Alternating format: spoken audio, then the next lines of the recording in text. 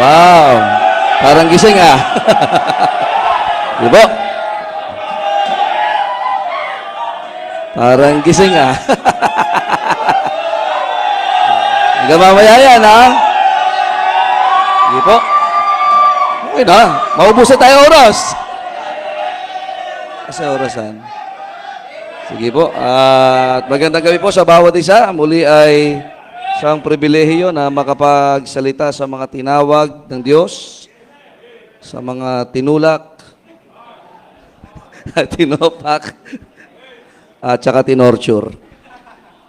Amen. Well, it's a blessing na maging bahagi po ng Chapel R. Sige po, tayo na po tayong lahat. Salamat po sa quartet. Sa kahindik-hindik na awiting yan. Sa mga awit. Exodus chapter 18 po tayo, verse number 22. Ano oras ang klase niyo mamaya? Kasunod? 8? Oh, 8. Sobra kayo. Baka tayo makasuhan dito. Ano oras ang klase nila, sir? 8:30. Ayun, sige. 5 minutes, okay na to. 18:22 po tayo, 18:22. Alright. Amen.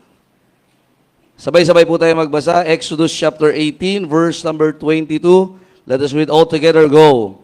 Let them judge the people at all seasons. It shall be that every great matter they shall bring unto thee, but every small matter they shall judge. So shall it be easier for thyself, and they shall bear the burden with thee. Nais kong pansinin niyo po sa last part po, and they shall bear the burden with thee. At ito po yung mga mag-a-assist po kay Moses. Amen? Remember this mga kapatid, sa gawain ng Diyos, hindi po tayo pumasok dito para madalian. Amen. Pag ang hanap mo ay madali, ay sabi nga ni Pastor, ay hindi ministry ang imong pupuntahan. Remember this, that each and every one of us, lalo tayo ay member po ng isang local church, we should bear the burden with the man of God. And that will be our message this evening, bearing the burden. Kaya nga ito pa lang, bakit kayo nakatayo dito, nag-aaral, it's not hindi para ikaw ay makagawa ng dahilan para gumaan ang iyong buhay sa simbahan. Pag sabing burden is responsibility. Amen? You are being trained here to be responsible servants and associates of the pastor of a local church. Tayo po muna ay manalangin. Panginoon, salamat po sa inyong biyaya. And thank you, God, for this opportunity that we can study your words.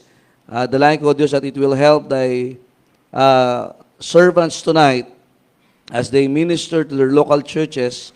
At dalangin ko, Diyos, sa kayo pong gagawa sa aming mga buhay sa gabing ito. Help us, Panginoon, na matuto and give us what we need, Panginoon, yung mga kulang pa namin sa aming buhay as we apply what we are learning here in this blessed institution. At kayo po, Diyos, sa malulahati, sa pangalan ng Panginoong Jesus. Amen. Thank you. Please be seated. Right. Now, makita natin mga kapatid na ang kalagayan ito ay nakita po ng biyenan ni Moses. Amen. Salamat, may biyenan. Amen. Wow. Yung iba ay ang hinahanap nila biyenan. Amen. Hindi asawa. Ako yung naghahanap ng biyenan. Bihira, no? Yung iba naman ay wag na ho. Amen? Tinakwil ng biyanan. Okay. Now, as we can see, mga kapatid, dito sa talatang ito, ang dami now, Moses has been what? Nasa point na siya ay mababurn out. And even yung mga tao, kasi nga, tandaan natin, ang gawain ng Diyos ay puno ng mga pagsubok at challenges. Amen?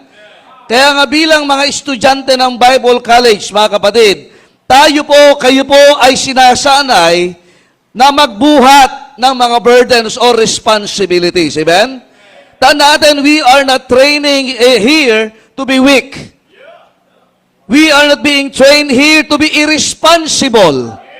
We are being trained here, mga kapatid, to have a willing heart, a stronger heart pagdating sa ministry, and to be hungry na matuto dahil sa panahon na hindi lang sa pagtatagumpay, even sa ating mga pagkakamali, because sa gawain ng Diyos, hindi laging perpekto ang ating magagawa. And the man of God, ang mga tinawag ng Diyos sa bawat lokal na simbahan ay alam ho yan. Amen?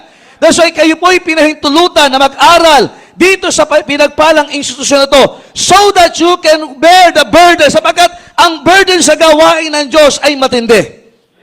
Amen. Hindi madali, mga kapatid, ang mag-minister ng tao. Hindi madali ang magplano ng mga gawain na kung saan ay ang tayo maliligtas, ang tayo uunlad sa maraming aspeto ng kanyang buhay. Yung mga sira ay pwedeng maayos, at yung mga maayos ay pwedeng maglingkod, at yung mga may kinabukasan ay lalong bibigyan ng daan, at yung mga wala na kinabukasan ay bibigyan sila ng panibagong kinabukasan. Kaya nga si Moses, ito yung kanya, imagine, for that almost 3 million, approximately 3 million people, he will be ministering that. You try to imagine that. Araw-araw yun. Hindi pa tumitilaok ang manok.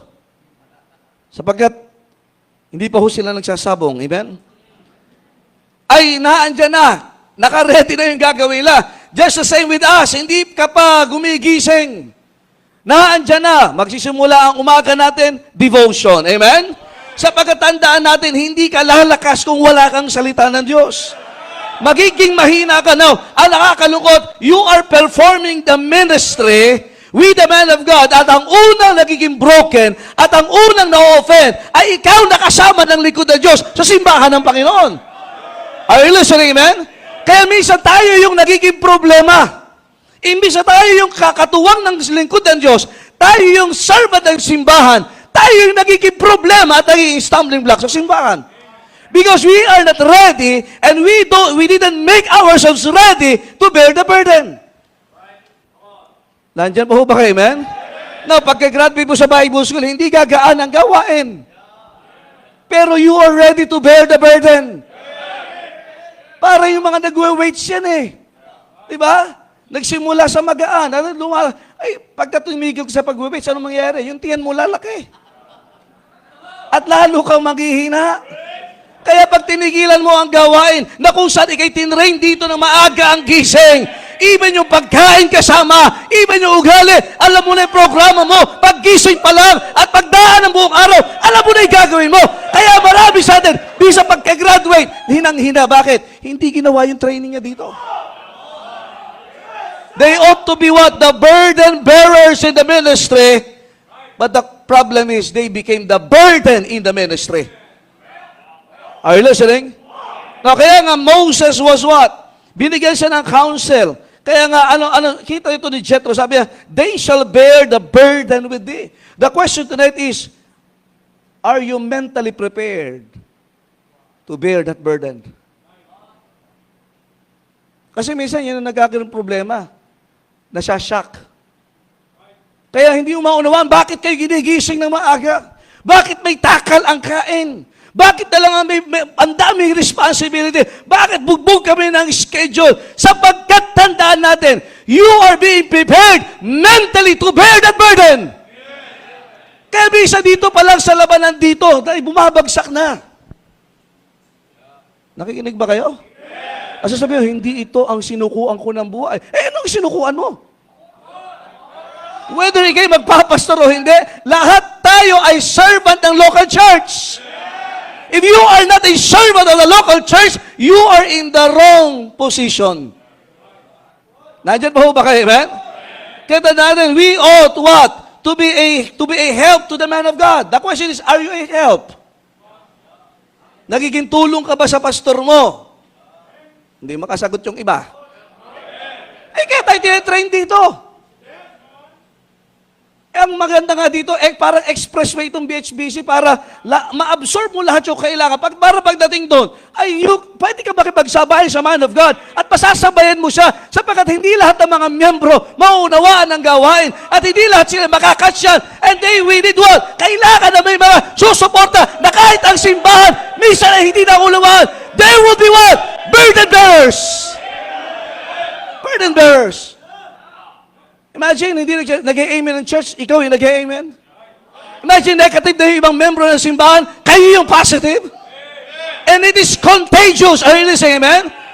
Ang magandang espiritu ay nakakahawa. Ganon din naman ang pangit na espiritu.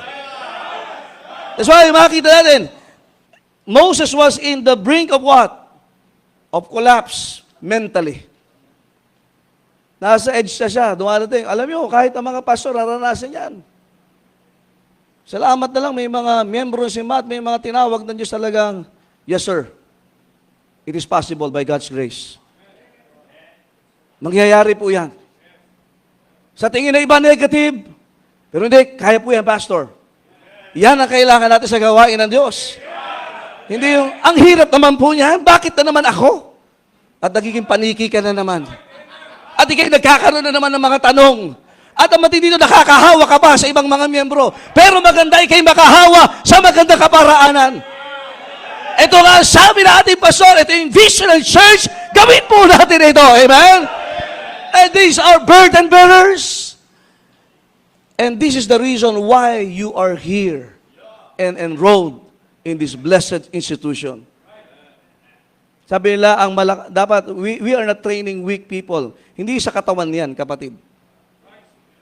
Mentally. Kasi kahit ang laki ng katawan mo, pag ang utak mo laging lugaw. Yung, nag-i-instruct yung man of God, merong proyekto, merong tinatahak na tila imposible, pero posible sa Diyos. Ikaw naman, hindi ka mentally prepared. Sayang yung lesson mo, kapatid. Sayang yung mga devotion dito. Ay dapat tanggapin mo, ikaw ay katuwang ng lingkod ng Diyos para buhatin ang gawain ng Diyos. Huwag kang maging pabigat. Tumulong ka pagbubuhat. Are you listening, amen? We ought to be a help to the man of God. We ought to be a helper in the ministry. Hindi ikaw na lang i-encourage. Offended kasi ako eh. Nangihina ako eh. Ay, tinetrain ka dito para maging malakas. Paano maging malakas? Paano lumapit sa Diyos? At hindi ka nanghihina. At kung manghihina, makakabalik ka sapagat alam mo na yung ginagawa mo niyo. For 4 years, 5 years, 6 years, 7 years. Itetrain ka. At tingnan nyo, yung mga ayaw ng devotion, tumatakas sa devotion time. At sakit ang ulo ko. Masama pakiramdam ko. Eh, sa gawain ng Diyos, kahit may lagnat ka minsan, hindi... Kapatid, ako'y nakaraas, ako'y may amoebiasis, ako'y nagpipris, nanginginig ako sa pulpito. Akala na dynamic ako, ang sabi ng Bible. Alam na, Mrs. Kuya, alam na, no ibang mga members ng bahay, talaga, there are times, pasaway yung song leader, pasaway yung mga choir member, ay, sino manunundo? Ay, kahit may sakit ka, you need to want to stand up and do the ministry. But bless God, salamat sa Diyos, binibigyan tayo ng mga tao nakatuwang sa gawain ng Diyos, na kahit hirap sila, na kahit may karamdaman sila, ay sila ipe-perform ang gawain ng Diyos. And this is what, the kind of people that are what? Bearing the burdens in the ministry. Eh pag dito pa lang, leader mo pa lang, hindi mo na makaya. Aba mga kapatid, ko sa training etong Bible school na to, yun ang training ho natin dito. Hindi lang papogian dito. Hindi lang pagandahan dito. Hindi lang magtunog bakata ka dito. Ang dami mong talento pero ang yabang mo. Kaya hindi ka mapagkatiwalaan. Are you listening tonight, amen? Kaya nga ito yung mindset na dapat meron tayo. Are we mentally prepared to bear that burden? That even though sometimes members of the church will not believe, will not move, will not participate, but there you are. Somebody will believe the vision. Somebody will move, even nobody's moving. But you will bear the burden with the man of God. And remember, our vision is what? Yung Great Commission to be fulfilled. Wala naman tayo ibang plano dito eh. Nandiyan pa ho ba kayo, man? Ewan ko sa iba, pero sa BSBC, sa CBBC, yan lang naman ang ating focus sa buhay. Why we train people? Bakit tayo nagtatayo ng mga gusali? Bakit tayo bumibili ng lupa? Bakit tayo nagsasacrifice sa ministry? It is for the furtherance of the gospel. It is the fulfillment of the Great Commission. Aside from that, it is no longer the purpose of God. Kaya nga, the question is, are you mentally prepared? Eh kung dito pa lang, di mo kayang magising. There would be sleepless nights sa ministry. Nandiyan ba kayo? There will be physical fatigues in the ministry. There will be emotional heartaches in the ministry. But we are ready. Kaya nga 4 na taon ka dito, 5 taon, para ihanda ka dyan. Ay pagka tayo yung hihina-hina lagi, tinuturuan nga tayo, ilang preaching na naririnig mo dito. Lagi natin narinig, hindi madali sa ministry. Pero pag maraming tumutulong sa gawain, gumagaan ang ministry. Na yung inaasahan mong tutulong. Kaya ang problema natin minsan, kayong mga tinawag ng Diyos, ang minsan na hindi makatulong. Bakit? May topak ka lagi. Not just we can be a helper in the ministry, but we can give hope to others. Imagine, pag nakita ka pa lang nila, bagsak na yung spiritual nila, pag nakita ka pa lang, iba itong kapatid na ito. Talagang hindi nag-amen lahat, siya lang nag-amen sa pastor natin. Nakasimangot na sila, pero siya nag-amen pa rin. Lalo pagka-giving ang pinag-usapan sa church. Kahit wala tayong pera, amen!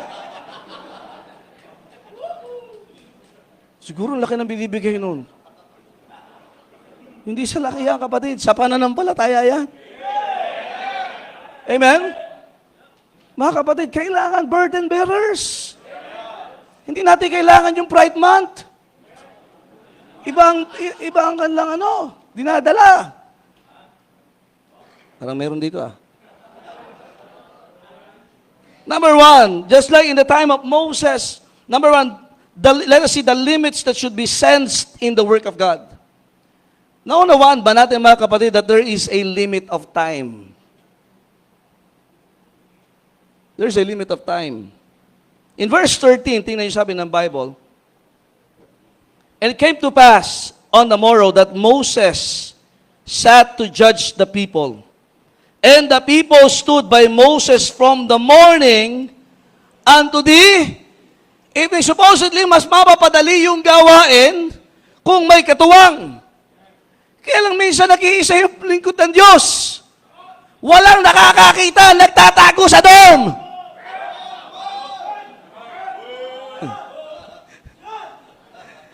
Nagtatago!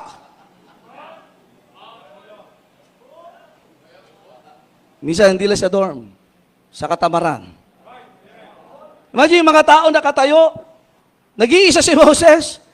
Verse 14, and when Moses' father-in-law saw all that he did to the people, he said, what is this thing that thou doest to the people?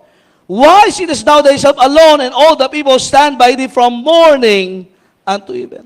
There is a limit of what? Of time sa gawain ng Diyos. Kaya minsan dapat mas maraming na-accomplish. Imagine kaya pag may mga area leaders tayo, may mga ministry leaders, pag gumagalaw lahat yan, nakakasave po tayo ng panahon. Kaya nakakapagplano uli ng project, nakakapagplano uli ng programa, kung saan ang ebanghelyo may papangaral sa mas marami, sa mas malayo.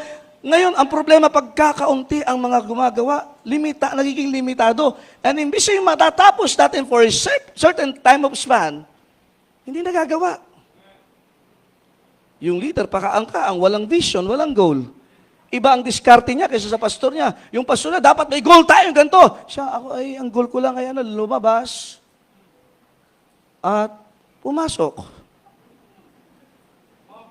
Ni wala kang sense of urgency na umiidad ka, ang lingkod ng Diyos ay kulang yung panahon, ang dami binibigay na vision sa Kanya, ikaw naman wala ka plano-plano sa gawain ng Diyos. Ay kung dito ang vision mo lang makapasa per subject, napakababa niyan. Your time here is very limited. The question is, are you learning? Ano sabi ni Dr. Ed? Get what you can get. Bakit? Paglabas mo dito, kapatid, pag-graduate mo, application na yan, at dapat malakas ka na, sapagkat limitado yung time natin. Nandyan pa ho ba kayo? Moses has a limited time. Imagine maghapon, sincere siya kaya lang kakaunti yung production. Sincerity is not enough. Nandyan pa ho ba kayo? Kailangan din ng sistema. Kaya may Bible college siya. Para yung utak mong sabog, magkakaroon ng akaayusan. Kasi iba walang plano talaga eh. Ilang kabataan ngayon na natatagpuan natin sa simbahan, tanongin mo, anong plano mo sa buhay? Napasok yan, nag-aaral din yan, napasok, anong plano mo? Walang plano. Ikaw, anong plano mo bilang tinawag ng Diyos? Bilang lingkod ng Diyos, sa ministry ka.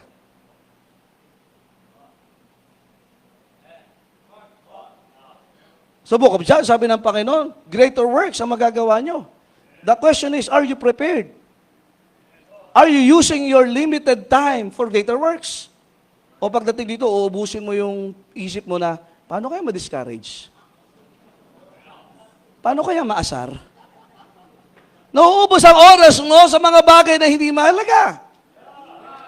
Paano kaya mag-target? Paano kaya magdahilan?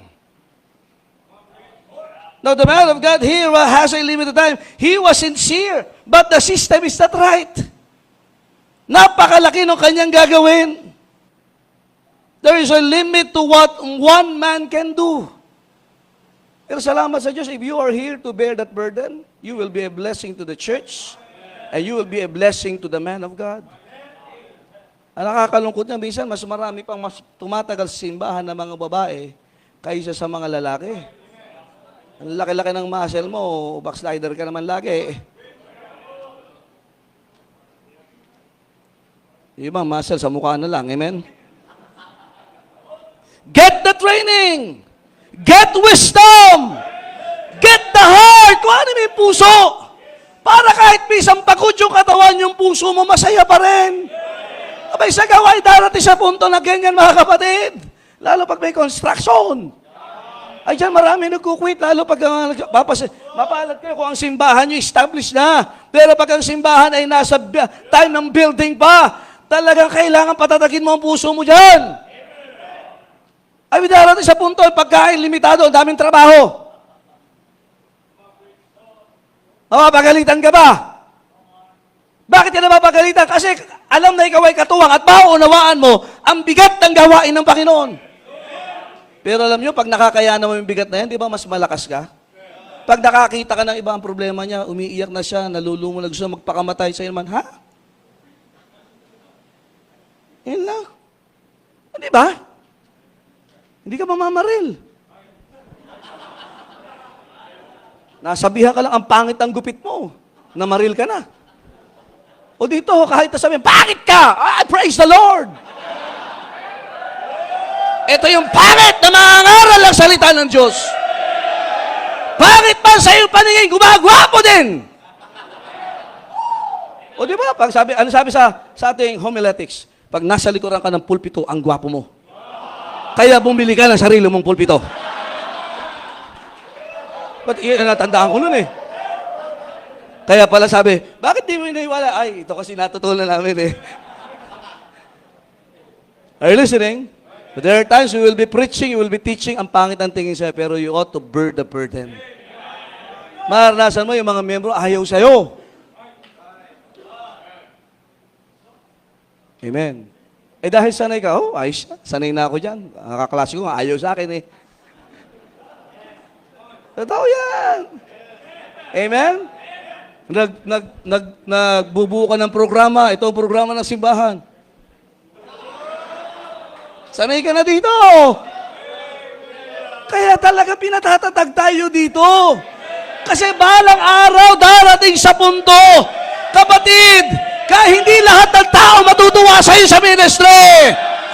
And there will be times you will be mistreated, you will be misunderstood, and yet you are still doing the ministry with a happy heart. Bakit? Alam mo, limitado ang time. Hindi mo uubusin ang oras mo sa pagmumukmok. Hindi mo uubusin ang oras mo sa pagreklamo. Hindi mo uubusin ang oras ng pastor mo para sumama ang loob sa iyo.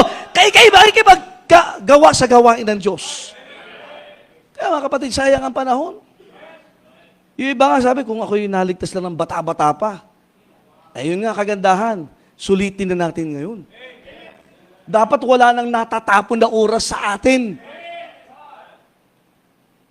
Lalo kung estudyante ako wala naman kami inisip kundi deodorant, shampoo, sabon, gel. Saka makakain ng hopya. Diyan, wala na si Tate Rene eh. Pero ngayon may anak ka na. Ay, alam nyo, kayo iniisip ng mga pastor ninyo eh. Parang, kayo naman, wala kayong isip. Amen? Isa, kahit pag-aasawa ninyo, iniisip namin. Wala makagusto sa'yo. Ay talagang hirap isipin. No? Totoo yan. Binibenta mo na eh. Walang nabili. Ano na, tawag dito, bagsak presyo na. Ang gagawa namin. Kasama yan. Eh kahit,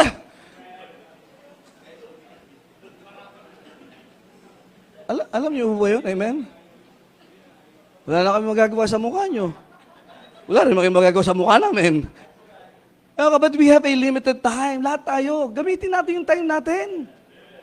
Sabi nga, wag na tayo, sige, may mga naunang nahuli, may mga nahuling nauna. Ang mahalaga, ano ka ngayon? At anong plano mo? Saan mo gagamitin ang lakas, ang oras na meron ka? Kasi hindi ibig sabihin na mahaba ang panahon mo dahil bata ka pa, mas marami kang nagagawa. Mas marami minsan naaaksaya kasi masyadong sabog ang utak mo sa mga bagay-bagay. Walang direksyon. Binibigyan ka ng direksyon dito. Binibigyan ka ng pagkakataon para mag-isip ng tama, para magplano ng tama, at gawin ang tama sa harapan ng Diyos. Ay, ang iisipin na pa, imagine, sa kaganda ng preaching dito, pagkikian sa lesson na lang natin.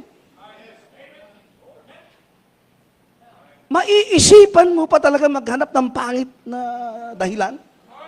Hindi pangit na kaklase, pangit na dahilan. Eh kahit ang pogi mo, pag ang dahilan mo yung pangit, ay pangit ka pa rin eh.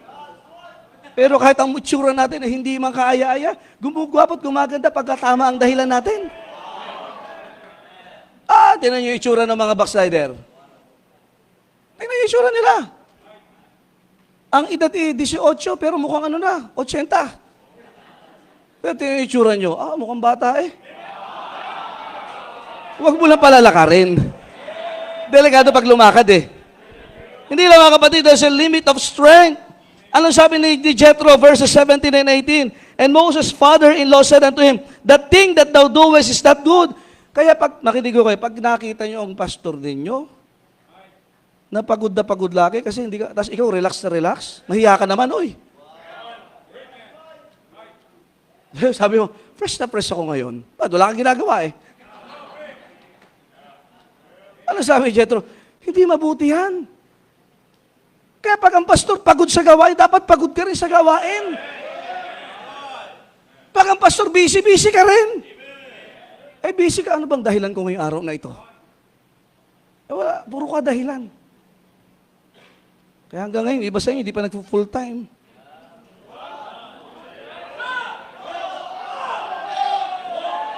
Hindi po, sasabi lang po. Di ba ako galit? Ano po? At sabi diyan, ang ginagawa mo hindi tama. Hindi tama ang ginagawa mo. Verse 18, thou will surely wear away. Ano sabi ni Jethro sa kanya? Ay siya. Ano, wear away. Hirap Tagalogin. Basta maluluma ka agad. Tatanda ka. Iba sa inyo, mukha na.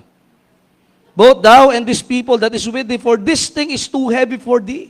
Thou art not able to perform it thyself alone. Kaya sa gawain ng Panginoon, may discipleship. Now, tinuturo sa atin dito yan. Disciple ka. Ang tanong, nagdi-disciple ka ba? Baka sa area mo hanggang ngayon, ikaw, magpakailan-kailan pa man. Dapat nakakapag-produce tayo ng kagaya natin. Kung lahat ng miyembro simbahan kagaya mo, patay.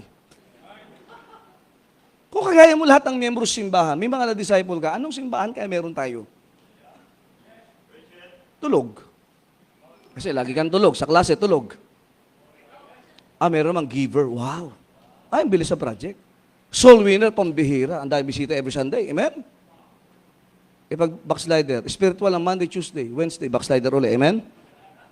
Kaya mga kapatid, kung ayaw nating ma-burn out ang ating mga pastor, may tumrabaho naman tayo.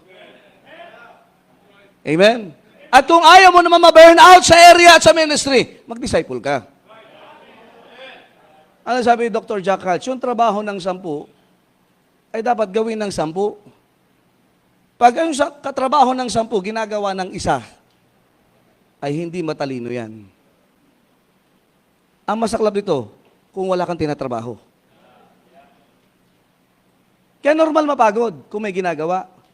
Pero hindi normal na habang panahon ay ikaw lang ang gagawa.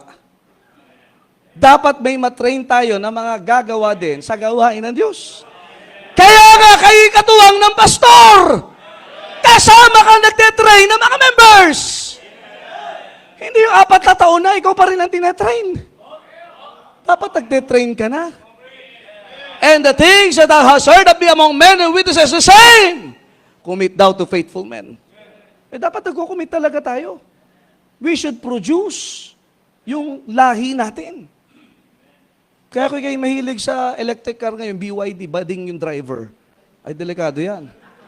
Oh. Maraming ngayon, hindi mo pagka yung mga bading sa ministry na lalaki, konting problema lang, ang isip agad, kukwit ako. Ay, mga BYD yan. BYD. Iba naman, toyo ka. Pag tinoyo, ayoko na, uwi na ako. Puro sasakyan no? At yun naman nagkukwit, miss you, Bibi. Namiss ko nanay ko.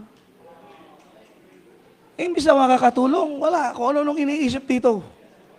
Ang isipin natin, paano tayo uhusay, paano tayo titibay, paano tayo magiging tulong sa gawain ng Diyos. Because there is a limit of time and limit of strength.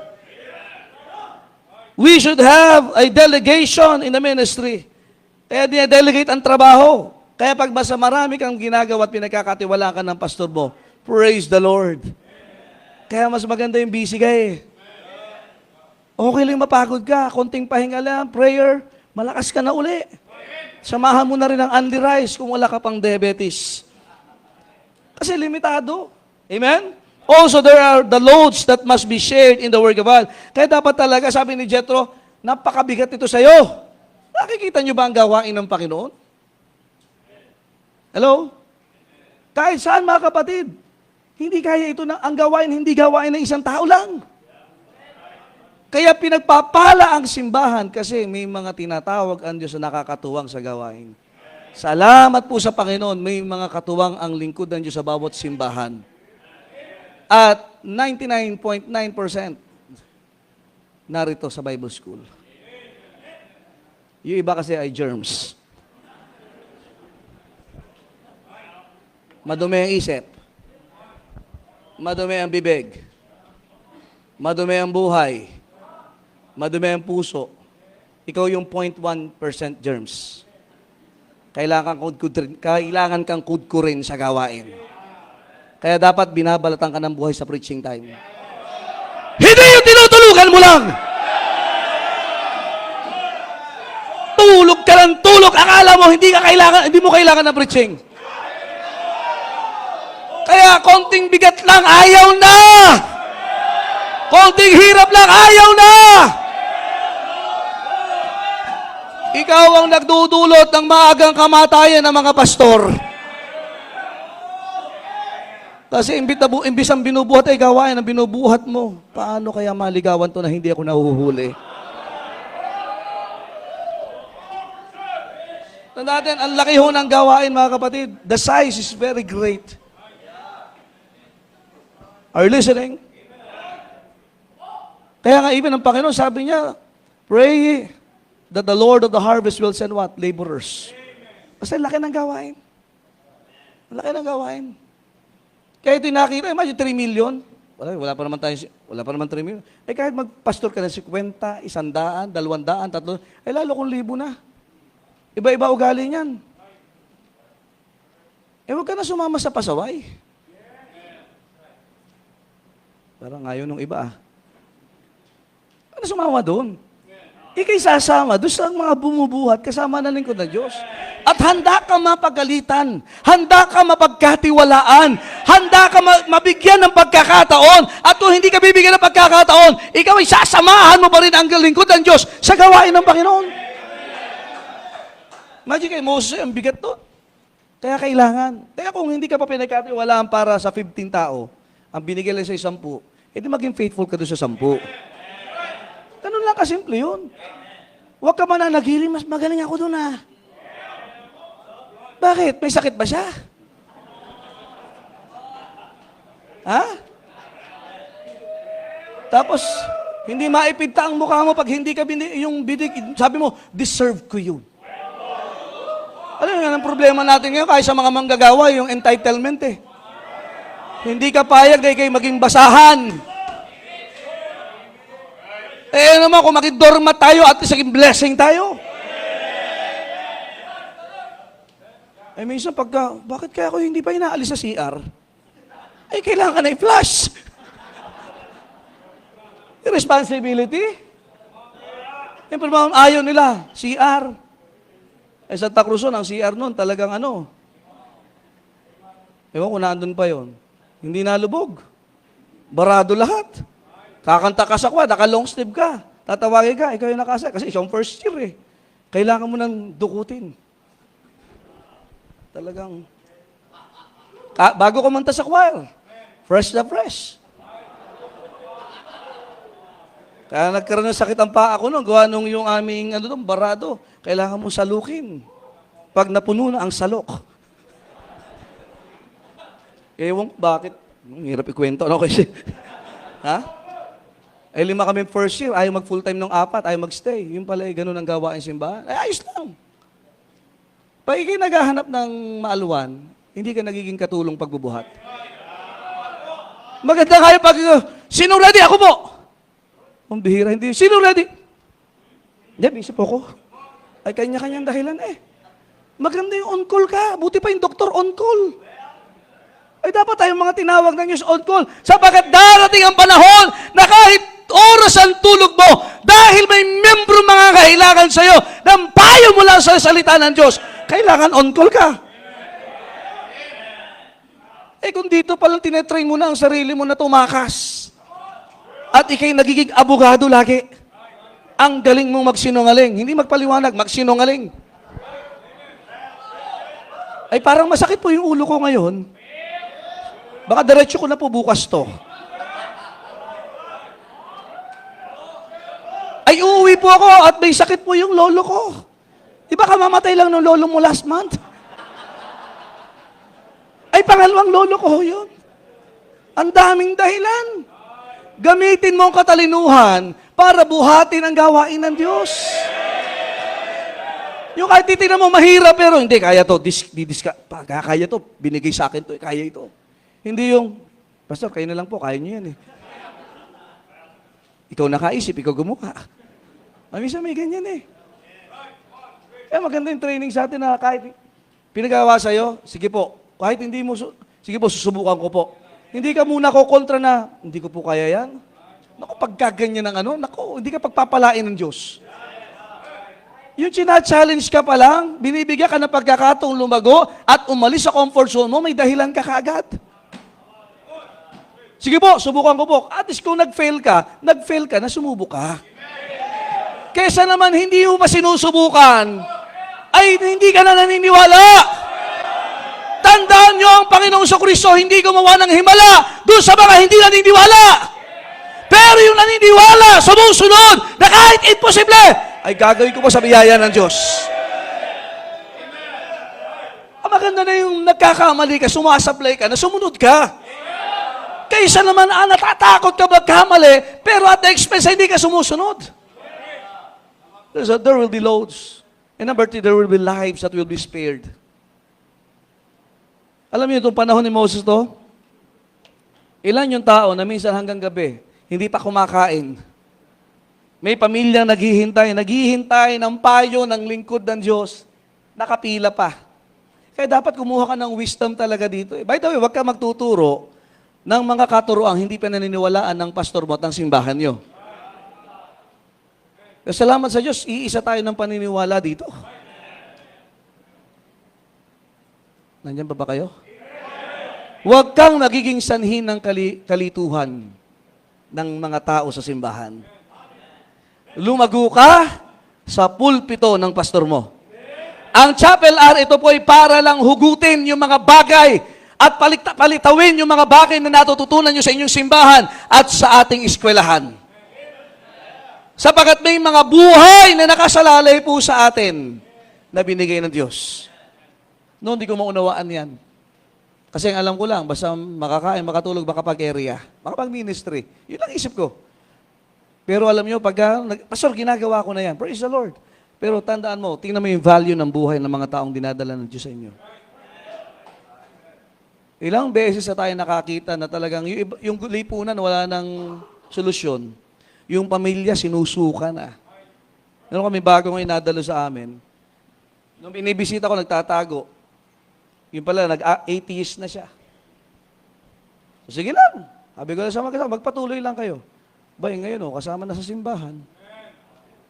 Ayun ang testimony, atheist na siya. Iba naman, tiis-tiis lang. Oh, tiis-tiis lang. Sa gawain ng Diyos, tiis-tiis lang. Hindi man laging tiis, nag-i-eat all you can din kayo eh. High blood ka na nga eh. May mga buhay na nakasalalay.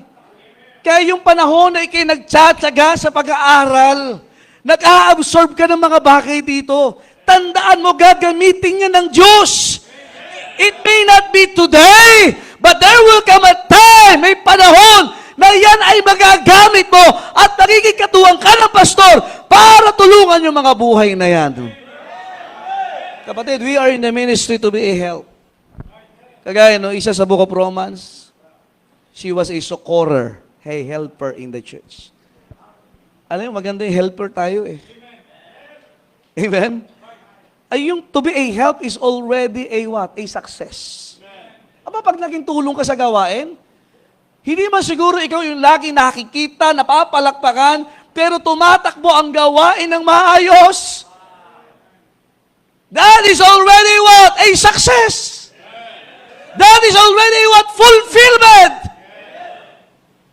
And that is what? Giving God the glory. Sa gawain ng Diyos, may mga gawain hindi mo kita yung mga nagpe-perform, pero bakit ang ayos sa simbahan?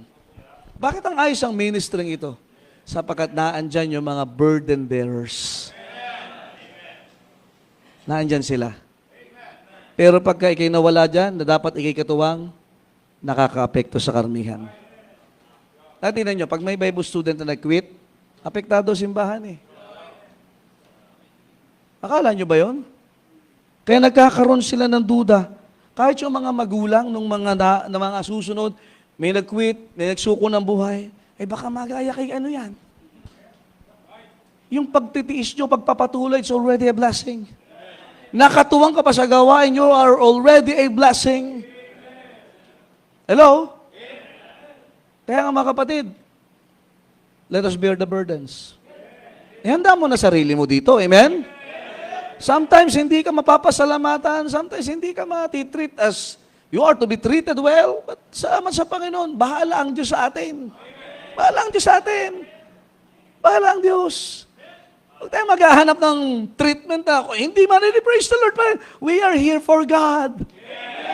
And we are called by God to be a help to the man of God.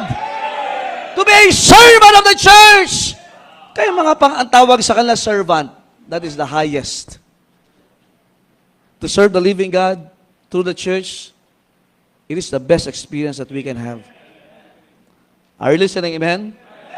Kahit saan posisyon mo, lahat tayo we serve. Ang sa atin, pag sabi posisyon, service po yan.